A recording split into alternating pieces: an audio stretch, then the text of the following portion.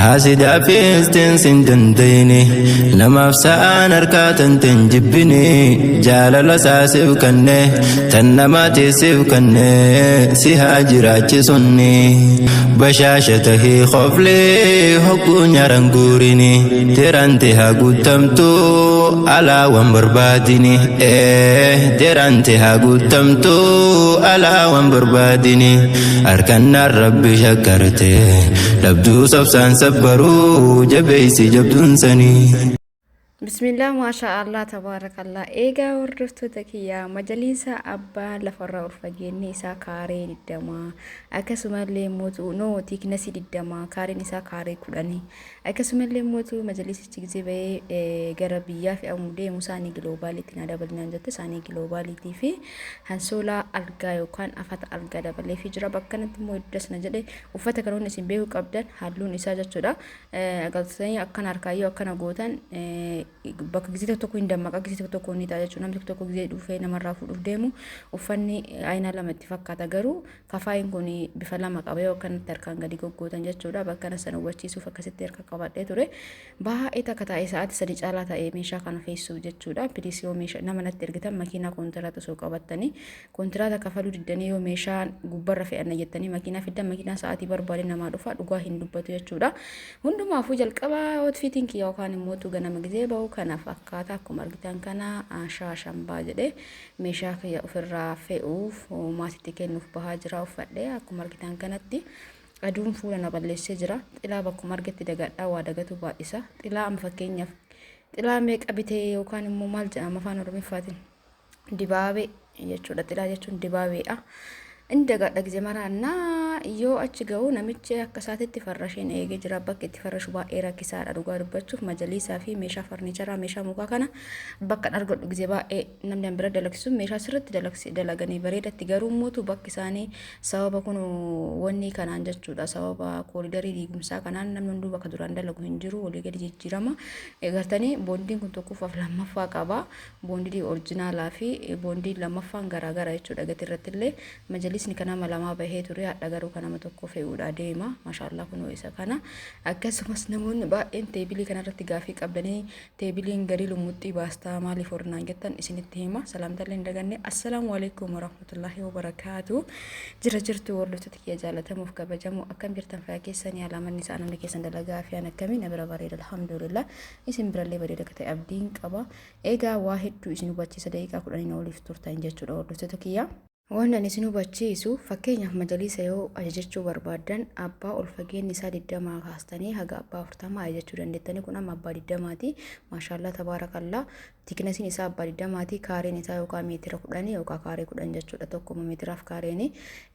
inni biraan mootu hordoftoota kiyya maal akka ta'e beektanii majaliisa kanneen gisee ajajattanii warri teebilii na gaafatan yoo tana teebilii lumuxxiin baastee kun immoo waraanaa qaba warraan jettanii akkaataa abbaan ittiin ajajeen jechuudha. Teebilii yoo fakkeenyaaf majalisni keessanii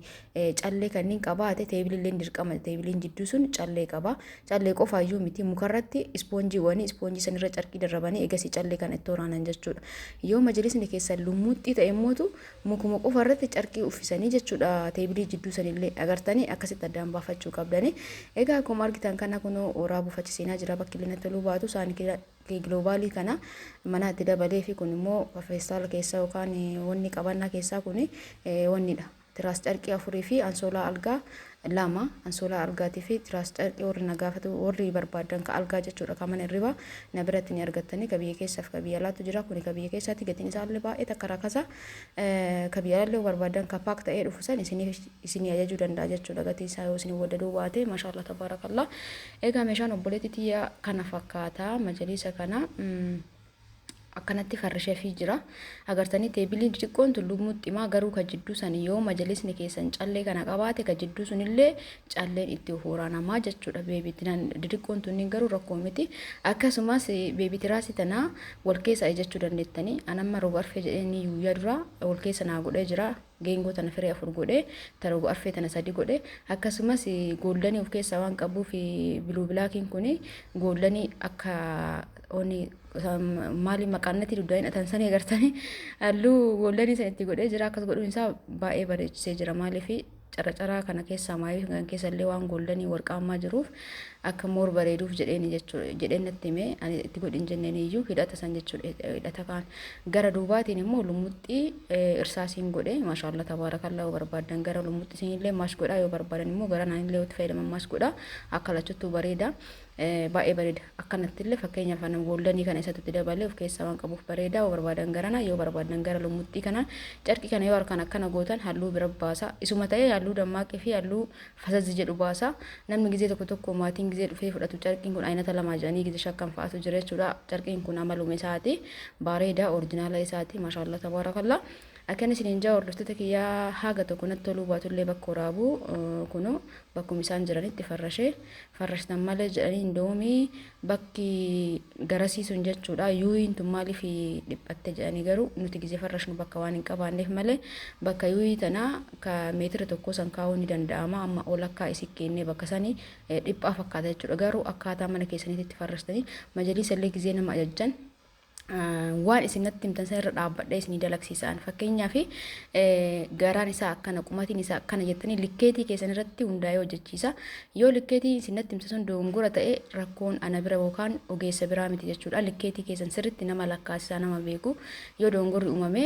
sababa isinatti himtaniin malee ani uummata akka badii hin qabu fakkeenyaaf isiniin jedha of eeggannoo akka gootaniif gizee namatti himtanii bakka kanatti fiidbaakiin biraa hin jiru garuu immoo hin dhiphatte manni dhiphaa miti akkanatti jedhanii garuu nuti kafarrashneefi akka bakki nu ga'uuf xixiqqoo sana gara siin kenne babal'aa sana gara siin kaa'anii ni bal'ata jechuudha akkan isiniin jaa hordoftoota kiyyaa akka hubattanii fi hagan isinii dubbataa jira taane immoo majalisni akkamitti akka bareedu ilaalame maashaallah tabaarakallaa minxaafii irsaasii yookaan dooqaa yoo itti godhanii waaw isiniin jaa hordoftoota kiyyaa iddoo akka namatti tola iddoo akka bareeda teebiliin isallee yeroo sagantaa garaagaraallee qaban diikoor gochuuf teebiliin jidduu kuni bareedaadha karaa garfee kuni namoonni barbaadan karaa waasaappiitiin dubbisa akkasumallee namoonni majalisni guyyaa afur shanitti nuu baaka hojjetamee lafa jira warri jedhanii gaafatan lakkoofsan qaban torbee kana keessa arafaaf jechuudha wanti akkasii sun na bira hin jiru majalisa ta'ee firaashi ta'ee andalaksisee lafa kaa'ee eegas hin gurguru yoo isin ajajjan majalisni immoo akkasumaayyuu ta'uu hin danda'u maaliif bal'ina mana keetii egaa osoo lakkaa'amee hin dalagamu jechuudha yoo illime bichaa dalagame malee walaakin naafuu na bira ajajamee no hojjetamee ka gurguramu hin jiru ajaja keetii irratti hundaa'ee nama kamiifuu dalagsisa malee dalagsisee lafa kaa'ee hin gurguru warroonni illee akkasii bitatan gaarii miti majalisa kan amma waggaa lama dalagamee akkanumatti istoorii yookaan immoo magaazana taa'ee asaadha muddamaan yoo bitattee majalisni kun akkuma manni haaroftuu gizee cuftee osoo ibidda keessa naarsin osoo keessa hin galin bantu on ajada jechuudha akkasuma majalisni ta'ee waan kamuu